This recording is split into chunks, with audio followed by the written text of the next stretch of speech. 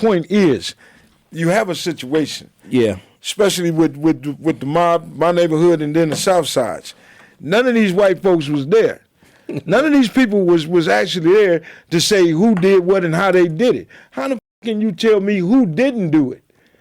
You know what I'm saying? And how you gonna tell me who did it? And you were in the f***ing UK. You wasn't here. You wasn't there. Half of these cats is 30 years old. You were still wiping your ass. So pretty much, man, it really don't matter. Those guys is gone. Let these cats rest. But they still smearing people's names, and it'll be good to move on. And that's what it's all about. Yeah. It's time to let it go. Sharit the Knight's been dragged through the mud. Well, Reggie Wright Jr.'s name's been dragged through the mud. Well, Gangster Chronicles is being dragged in the mud because they saying now Gangster Chronicles is behind some of this bullshit, and the police has paid us to bring Greg to the show. I actually was accused of covering up who really killed Tupac and Biggie. Now, how can you do that? I was just like a youngster when that happened. Now I'm the cover-up artist. You know what? I got Keefe D outside by the pool right now, and I should bring him in here and let him say my nephew did it. So these motherfuckers stop. He's already wrote a book saying that. He already went on an interview saying it, and he also confessed to Greg Kading saying it. Right. So him sitting right here, I mean, I would love to have him in here, but I don't want to blindside him. No, we got some other things going on. But we got Keefe D in the house. Yeah. And you know, my whole thing is none of these people had pistols in their hands going to this neighborhood or coming, you know, and retaliating. None of these people was there when the plot was thick. None of these people was there when the gang fights was going on. It's a lot of shit that they don't understand or know. Yeah, but they going off, wait a minute, they going off of this he say, she say shit, and talking to people that has no clue about neither hood, about don't know no Tupac. Nigga, you wasn't going to New York hanging with Biggie. You're LA cat. And then now you got all these people talking about this is what it is and that's what it is. Okay, you got some badass cops out there. We've been saying that all our life. All our life. But you can't put your 2 cents in the neighborhood. You ain't lived that shit. So why even speak on it? So you got firsthand experience of what it was like right after Pac got killed in '96 of what was going on in Compton. Like I said, it was going back and forth. I was the first one to say, there go Keefe D now. Yeah. There go the Cadillac. These niggas here. If I'm the first one to say, if Suge would have kept Tupac at a distance, which this your artist, protect him by any cost, by any means necessary, Tupac would have been up out of that building. You got all the homies there. This is our job.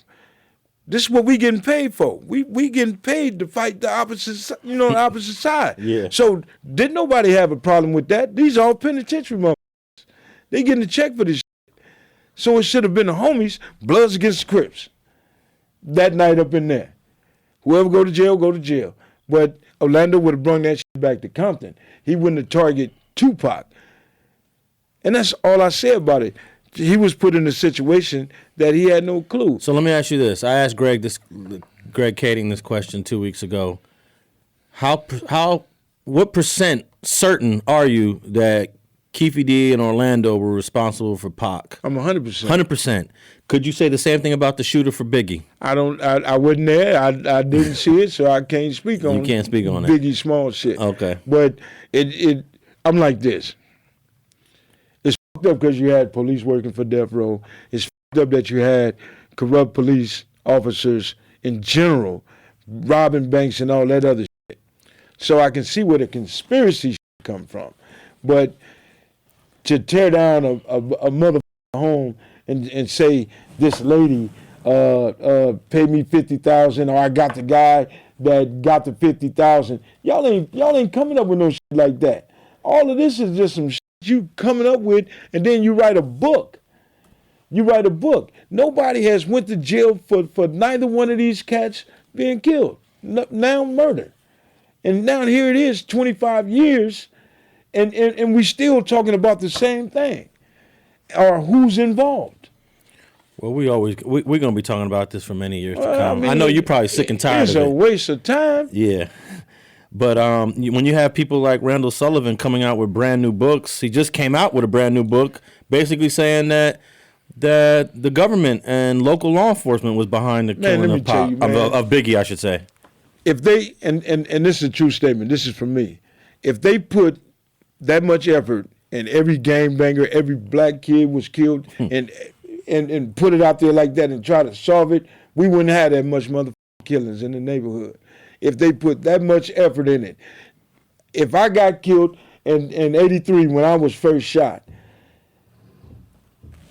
that shit would have been over and done. If they didn't find that motherfucker in the first month, I would have been a cold case. Let this shit go. But everybody constantly want to hear about this while these people was making money off of dead men. Off of dead men. I don't want to talk about Tupac no more. I don't want to talk about Biggie. I didn't know Biggie. I didn't hang with him. All I knew, he was hanging with the Southside Crips. So if he'd have got caught in the hood, he'd have got caught with them niggas. That's the only problem I got with it. Let him go. Let him go. It's over. Let them two dudes rest, man. And I don't care who write a book. You'll never be right. All right. Well, for those who are interested in what Greg Kading had to say on the Gangster Chronicles, that was episode 45. That was the week of February, second week of February. Go check that out. And also, I posted the whole debate from the Slow Burn live event between Greg Kading and Randall Sullivan, so you guys can go to Street TV. What did you get out of that, man? I thought it was interesting. I wish it lasted a little longer. Well, I love to see debates. This is what I got out of that. Yeah.